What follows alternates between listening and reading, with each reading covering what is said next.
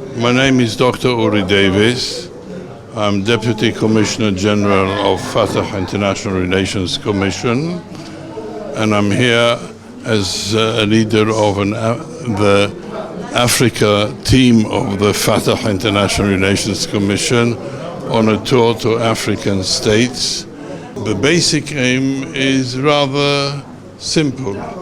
There is a historical friendship and solidarity between Africa and Palestine, except that in the past 2-3 decades, attention has been given to Europe and to North America. And as we all know, friendship, both if personal friendship or diplomatic friendship, unless you irrigate the friendship from time to time, it tends to dry out. And regrettably, at least we Palestinian leadership have made a neglect and neglected to an extent irrigating our friendship with Africa.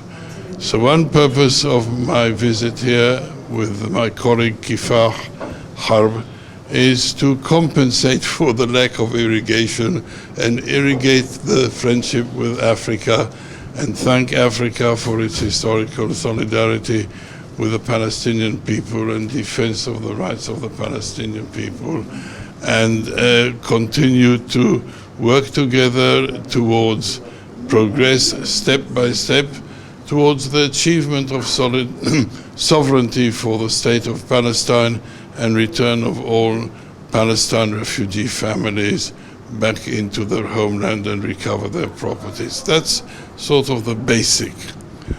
And in order to add the grain of our voice to those states that are wavering and will be seated in the hall of the Executive Council of the African Union, whether to raise their hand against the admission of the State of Israel or whether to abstain or not to appear, and encourage them to remain in the hall and raise their hands against the admission of Israel as an apartheid state to the UN.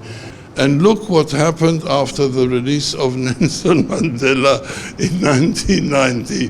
4 years later, you have a liberal democratic constitution negotiated, and today I doubt that you will find a single white South African citizen who would say that they were supporters of apartheid.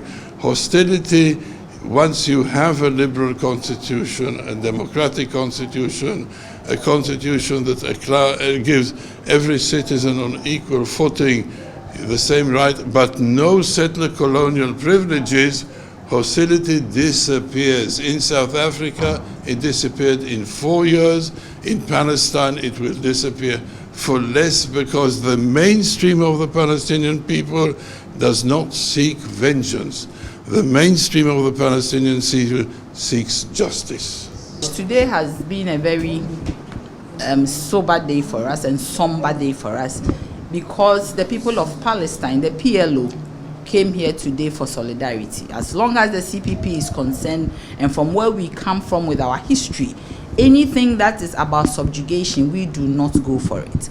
Even if you look at our national anthem, the last line talks about resisting the rule of the oppressor. And once the rule of the oppressor is rearing its head or is subjugating the people of Palestine, there is no way that we will go for it. Our president and our founder, Osajifo Dr. Kwame Nkrumah, stood with his compatriots and they fought against subjugation. In that same spirit and in that same manner, the CPP would always go against anything that does not make people free within the confines where they do exist. And that is exactly what Palestine is looking for, recognition. And it is time that the world rises up to make sure that Palestine gets the recognition that they deserve. If you ever go to South Africa, then you would understand exactly what it means to be subjugated, to be under an apartheid order. And that is exactly what is happening in Palestine. And I think it is time we all spoke on their behalf and made sure that they are free. Human beings are born and created to be free. As a party, we're going to add our voice to it. We're going to also talk about it, agitate towards it, and make sure that Palestine is free. The people in Palestine are human beings. That is first and foremost. That is how we should see them. We should see them as people who exist, people who want to develop, people who want to go forward in their life.